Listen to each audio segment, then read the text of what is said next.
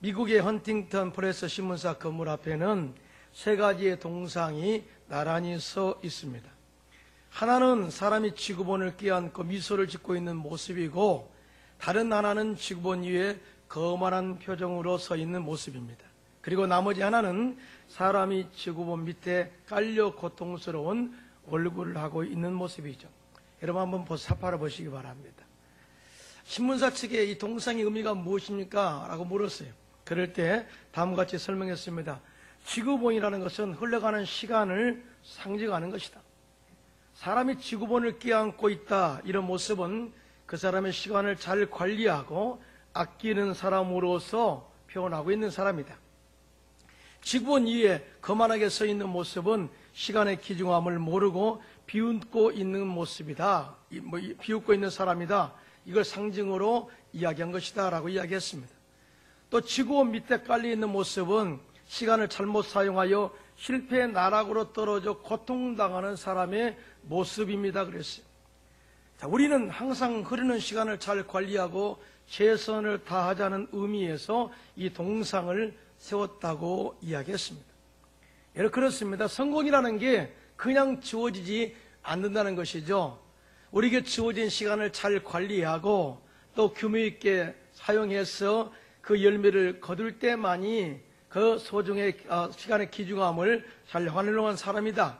또 이런 사람이 성공할 수가 있다라는 것을 이야기해주고 있는 거예요. 그래서 오늘 본문에 세월을 아끼라, 때가 악하니라 라고 말씀하고 있지 않습니까? 여러분, 내가 질문합니다. 미래에 큰 복받아 큰일 하기 원하시면 아멘. 우리는 잘 돼야 됩니다. 오늘 아멘 잘하는 사람 복이 임할 줄로 믿습니다. 예, 이 신앙생활은 쉬운 거예요. 아멘만 잘해도요, 말씀만 잘 받아 먹어도 하나님의 은혜가 임합니다. 할렐루야. 그래서 시간을 잘 활용해야 하는 지혜가 필요한데, 우리가 이 시간을 활용하는 지혜가 무엇일까요? 첫째로 영적인 게으름에서 벗어나야 합니다. 이렇게 게으른 사람은 미래에 대한 소망이 없죠. 영적으로 게으른 사람은 미래의 축복과 승리를 기대할 수 없습니다. 그래서 오늘 본문 에베소서 5장 14절에 이렇게 말하고 있습니다. 다 같이 시작. 그러므로 이르시기를 잠자는 자여 깨어서 죽은 자들 가운데서 일어나라. 그리스도께서 너희에게 비추시리라 하셨느니라. 아멘. 자, 우리가 영적으로 잠자고 있으면 절대 그 사람은 성공할 수 없다는 거예요. 영적으로 깨어있지 않으면 절대 시간의 소중함을 모른다는 거예요. 정말 허송세월을 보내고 이 사람은 미래는 정말 실패로 끝날 수밖에 없다. 그러므로 영적인 게으름에서 깨어나라 라고 말씀하고 있는 거예요. 여러분, 영적인 게으른 사람이 뭘까요? 도대체 영적으로 게으르다는 것이 뭘까요? 보면 첫째로 해야 할 일을 알고도 하지 않는 사람이 영적으로 게으른 사람이에요. 오늘 잠언서 12장 27절 다 같이 시작. 게으른 자는 그 잡은 것도 사냥하지 아니하나니 사람의 부귀는 부지런한 것이니라 라고 말씀하고 있습니다. 이 말은 뭐예요? 사람이 사냥을 나가서요, 그런데 그 먹이가 그 잡을 수 있는 그 사냥의 토끼가, 그다음에 짐승이 앞에 있어요. 그런데 안 잡는다는 거예요. 귀찮아서. 이런 사람은 절대로 성공할 수가 없다. 잡아야 한 줄 알면서도 잡지 않는 것이 바로 게으른 사람이다. 우리가 인생을 살다 보면 기회가 여러 번 옵니다. 기회라는 것은 그냥 주어지지 않죠. 기회를 바라고 준비된 자가 잡을 수가 있는 것이죠. 만약에 영적으로 깨어있지 않는 사람은 기회가 와도 언제 지나가는지 몰라요. 이런 것입니다. 우리가 사냥 갔을 때 사냥감을 기다린 사람을, 준비된 사람은 사냥감이 왔을 때 바로 덥석 잡아서 그 기회를 잡는다는 것이죠. 이에 대해서 잠언서 26장 15절은 이렇게 말합니다. 시작. 게으른 자는 그 손을 그릇에 넣고도 입으로 올리기를 괴로워하느니라. 이 말씀을 제가 설명 한번 할게요. 옛날에 게으른 남편이 있었답니다. 게으른 남편은 정말 밥을 해줘도 먹지 않아요. 그래서 아내가 항상 또 먹여줬어요.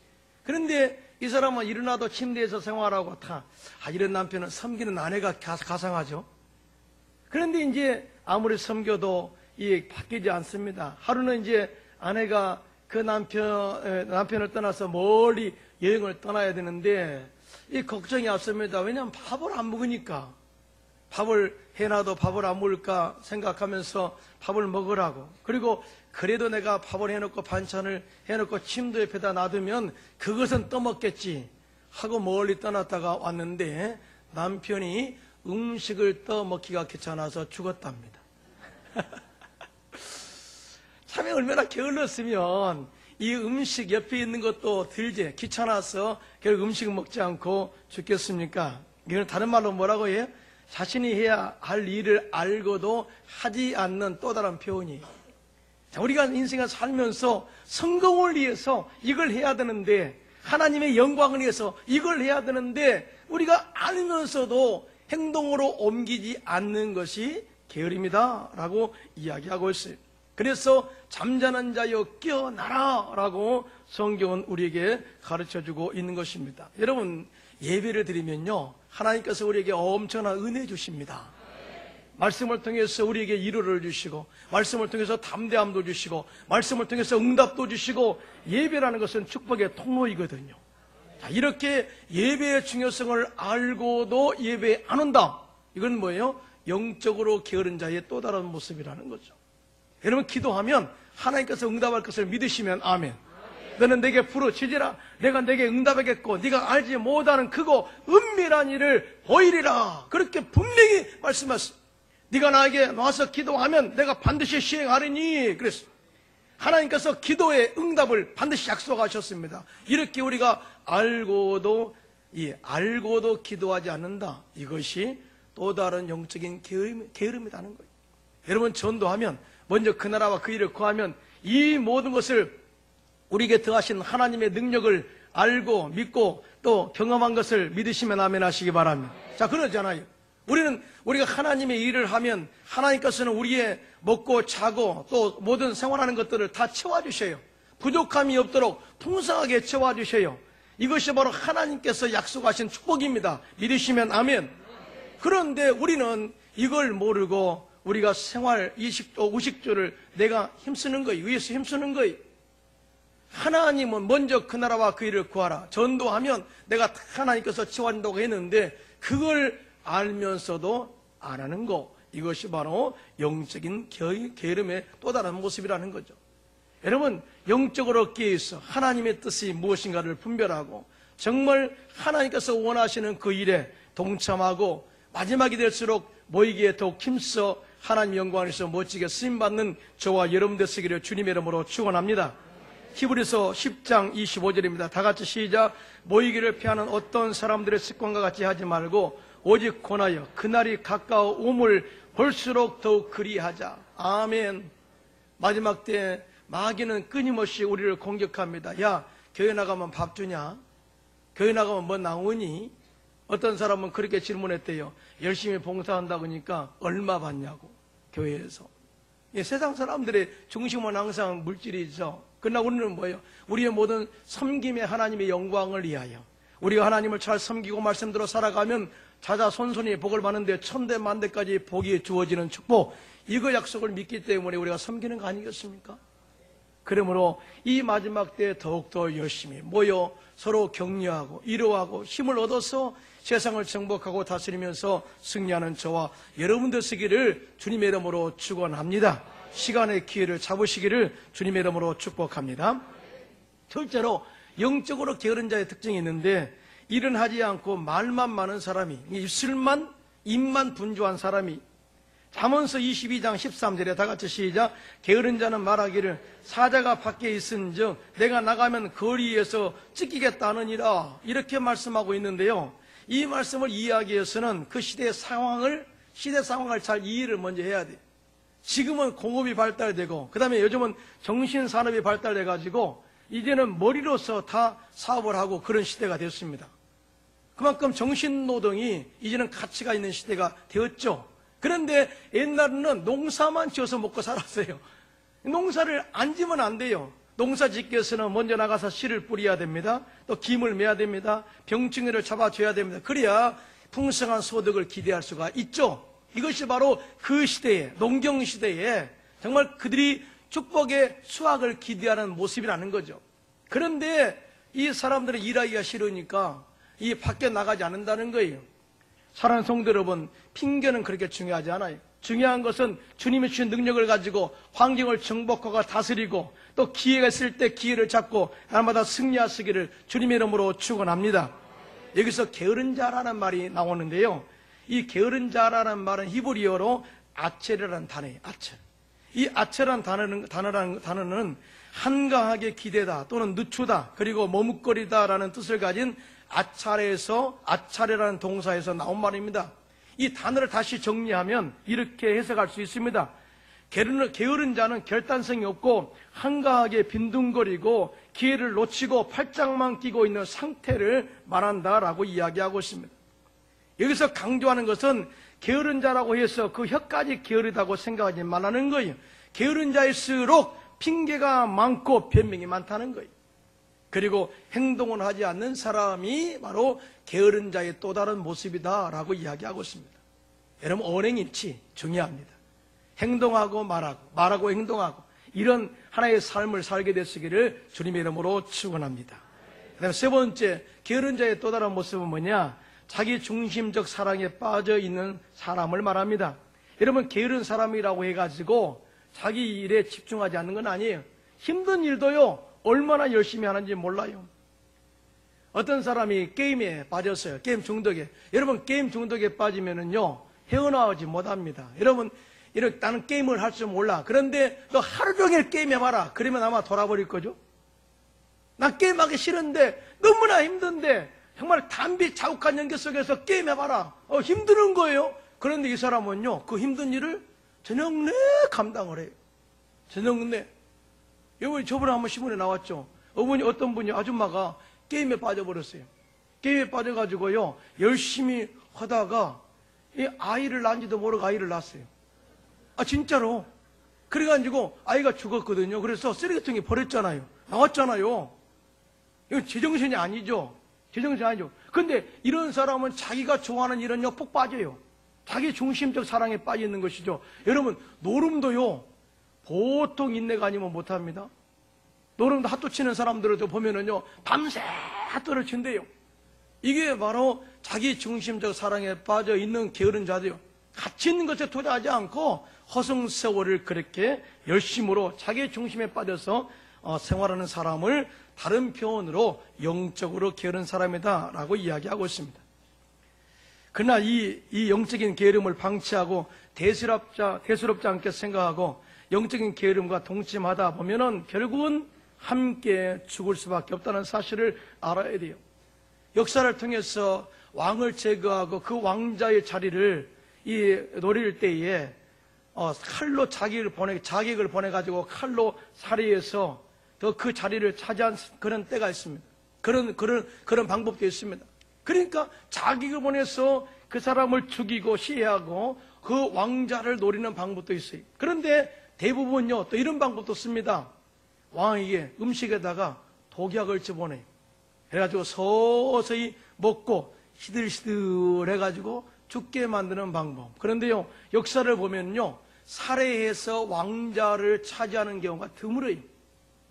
왜냐하면은 그렇게 하면은 자기 편도 있지만은 또 원래 왕편에 있었던 사람들도 있기 때문에 하나 적을 만드는 거거든요. 그런데 서서히 독약을 넣어서 죽이면요, 죽여서도 모르게 죽는 거예요. 결국은 그 자를 찬탈하는 것이거든요. 마귀는 지금도 우리에게 이런 방법을 후자를 사용합니다.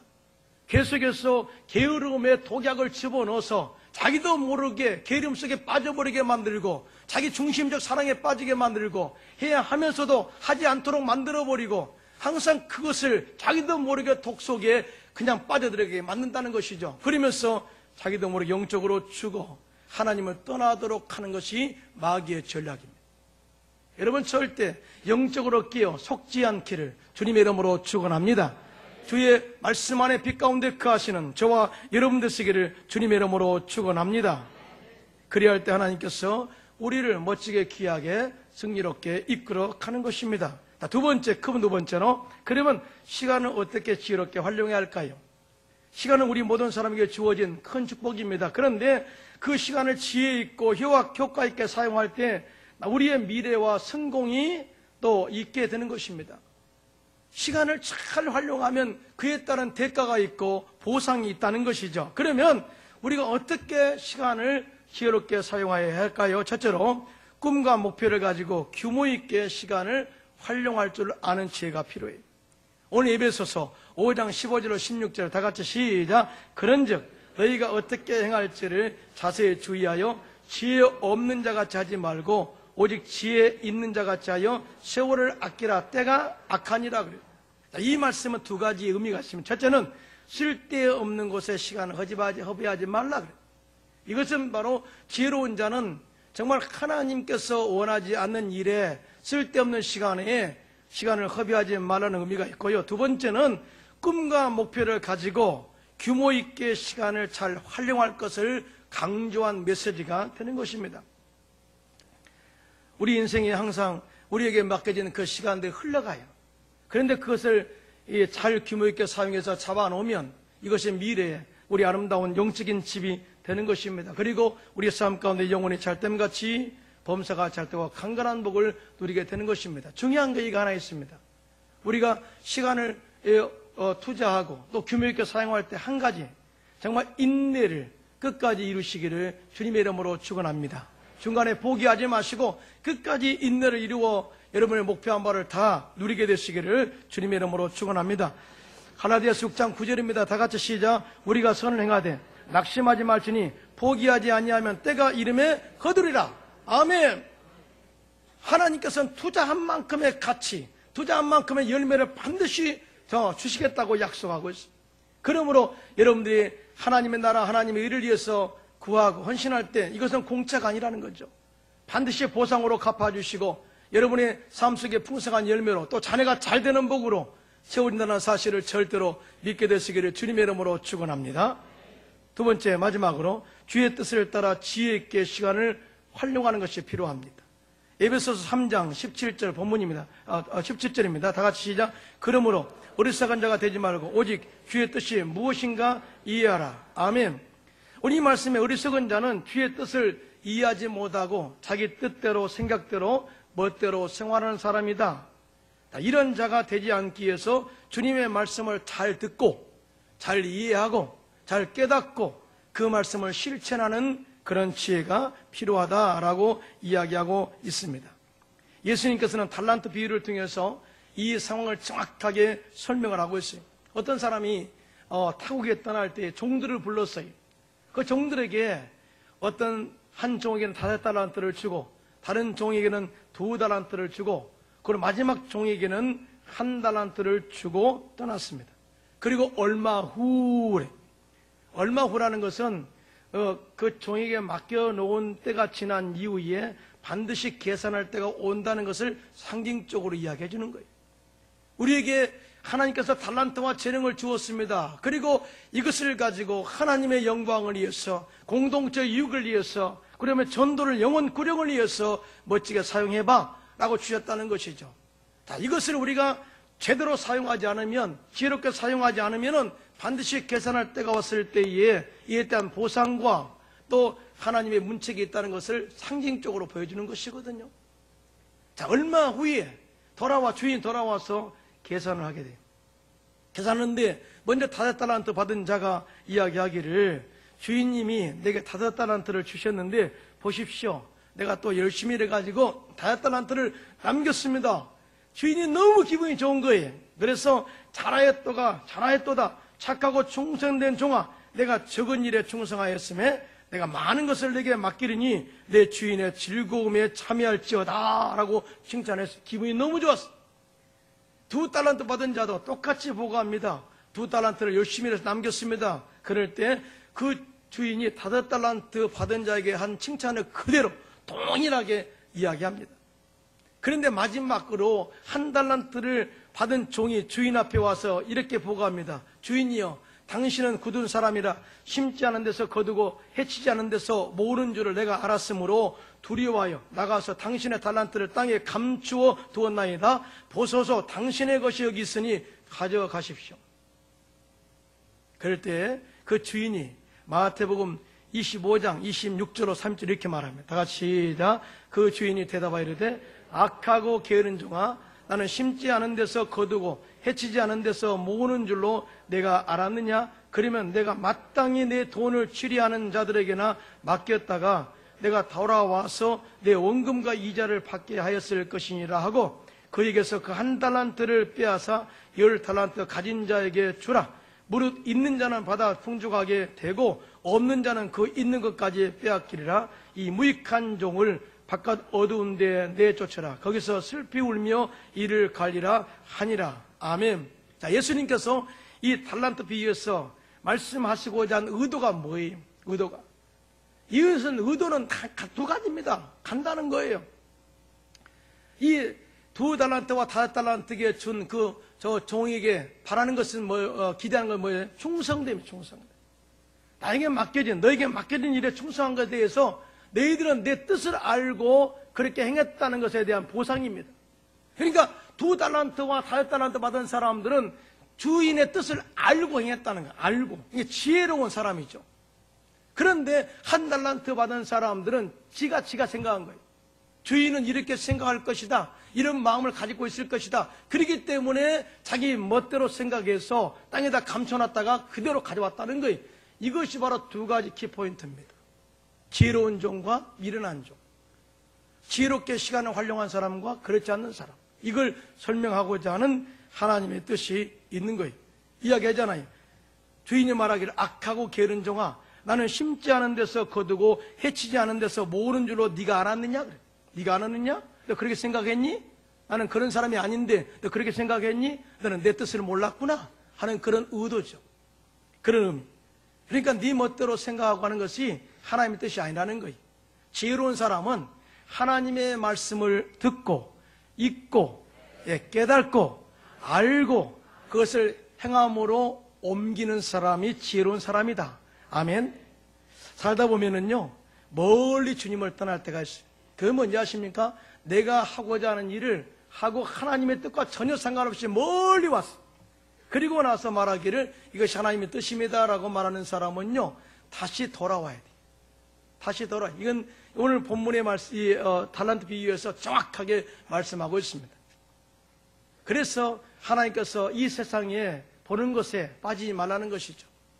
이 세상에 추구하는 것에 절대 물들지 말라는 것입니다. 로마서 12장 2절에 다 같이 시작. 너희는 이 세대를 본받지 말고 오직 마음을 새롭게 함으로 변화를 받아 하나님의 선하시고 기뻐하시고 온전하신 뜻이 무엇인지 분별하도록 하라. 아멘. 여러분, 이 첫 번째 아담이 하나님의 말씀에 순종해서 에덴 동산에 거할 때 하나님의 뜻대로 살았어요. 모든 것이 다 풍족했습니다. 모든 것이 행복했습니다. 서늘할 때 하나님과 동산에 거닐었습니다. 얼마나 행복한 동산입니까? 얼마나 천국입니까? 얼마나 아름다운 곳입니까? 얼마나 행복한 곳입니까? 그런데 뱀이 하루는 와가지고 유혹을 하죠. 선악과 그거 따먹지 말라고 했니? 아니야. 먹는 날에는 내 눈이 밝아져서 하나님처럼 되거든. 그리고 선악을 분별할 수 있는 지혜가 생긴단다. 이렇게 이야기하니까 정말 그 말을 듣고 선악과를 봤을 때 보암직도 하고 먹음직도 하고 지혜를 줄 만큼 탐스럽게도 하는 그런 마음의 유혹을 받게 됩니다. 그리고 전혀 하나님의 지혜가 아닌 마귀의 말에 또 순종해서 그 선악과를 따먹고 말았어요. 그 결과가 너무나도 큰 거죠. 영이 죽어버렸죠. 생활 속에 저주가 들어왔죠.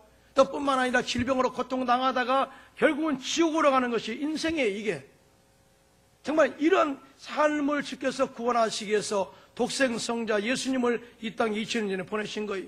그리고 십자가에서 마귀의 정사와 권세를 벗겨버리시고 무력화해서 조롱거로 삼으시고 또 죽으셨다가 3일 만에 부활하심으로 말미암아 사망 권세를 이기시고 승리하신 것입니다. 자, 그 예수님을 믿음으로 말미암아서 하나님께서 창조하셨던 그 에덴 동산의 축복을 다시 우리에게 돌려주셨습니다. 믿으시면 아멘. 믿으시면 아멘. 자, 그런데 여기서 분명히 알아야 할 것은 이 인류의 구원은, 인류의 축복, 하나님의 이 저주에서 우리 건져내시는 축복은 예수님이 하나님의 뜻을 알고 순종한 희생에서 이루어졌다는 사실을 알아야 돼요. 이걸 여러분 알아야 돼요. 우리 역시 마찬가지입니다. 이제는 예수님처럼 하나님의 말씀을 깨닫고 알고 순종하고 사는 것이 지혜로운 사람의 영적인 모습이라는 것을 가르쳐주고 있습니다. 이제는 예수님이 우리를 살리신 것처럼 여러분을 통해서 가정을 살리기를 원하시고, 사업의 흥왕케 하기를 원하시고, 건강하기를 원하시고, 형통하기를 원하고 있다는 사실을 절대로 믿게 되시기를 주님의 이름으로 축원합니다. 지혜로운 사람은 언제나 시간을 잘 활용합니다. 칼럼니스트 앤 랜더스라는 사람이 지혜로운 시간 활용에 대해서 다음과 같이 말을 했습니다. 들어보시기 바랍니다. 생각하는 시간을 많이 가져라. 왜냐하면 사고는 힘의 근원이 된다. 또 좋은 즐겁게 노는 시간을 가져라. 놀이는 변함없는 젊음의 비결이다. 놀이하다 보면 막 가까 웃고 그러잖아요. 그래서 그만큼 여유 있는 시간을 가지라는 거죠. 책 읽는 시간을 가지십시오. 독서는 지혜의 원천이 됩니다. 기도하는 시간을 가지십시오. 역경을 당했을 때 도움이 되는 능력입니다. 또 사랑하는 시간을 가지십시오. 삶을 가치 있게 만들어줍니다. 그래서 여러분, 우리가 많이 있어도 사랑하지 않으면요, 무슨 의미가 있겠어요? 사랑하는 삶을 살게 되시기를 주님의 이름으로 축원합니다. 또 우정을 나누는 시간을 가지십시오. 생활의 향기를 더해줍니다. 정말 우리가 이 받은 은혜를 간직하고 있다고 해서 그 영혼이 남는 게 아니죠. 썩어버리죠. 그러나 나누면 더 풍성해지고, 또 나의 삶에 이 풍성한 은혜를 나눌 수 있어서 삶의 보람을 느끼게 되죠. 이게 향기가 되는 거예요. 향기가. 또 웃는 시간을 가지십시오. 웃음은 영혼의 음악입니다. 웃는 시간을 가지십시오. 웃음은 영혼의 음악이다. 음악 들으면 기분 좋잖아요. 그렇죠? 웃음 소리가 나오면 기분 좋아요. 또 나누는 시간을 가지십시오. 주는 일은 삶을 윤택하게 합니다. 또 가족과 함께 하는 시간을 가지십시오. 삶에 활력을 줄 것입니다. 라고 이야기했습니다. 이걸 내가 통틀어서 이렇게 정리합니다. 삶이 예배가 되고 예배가 삶이 되는 삶. 이것이 바로 우리가 시간을 지혜롭게 활용하는 삶이라는 것이죠. 여러분, 신앙생활은 교회에서만 하는 게 아니에요. 교회 왔다. 지금부터 기도입니다. 할렐루야! 하고 막 기도하고, 또 집에 돌아가서는 막 싸움하고, 그게 아니라는 거죠. 시간을 그렇게 활용하면요, 이거는 안 돼요. 지금부터 가정에서의 시간, 직장에서의 시간, 사업장에서의 시간, 남과의 대화의 시간, 이 모든 것이 다 소중하다는 거예요. 이 소중함을 잘 느끼시는데 이것을 예배 개념으로 받아들이라는 거예요. 예배 개념. 삶이 예배가 되고 예배가 삶이 되는 그러한 삶의 시간 개념을 가지고 투자하면 그만한 열매가 반드시 여러분 삶 가운데 주어지게 될 줄로 믿습니다. 유대인들은요, 13세가 되면은 성인식을 치른대요.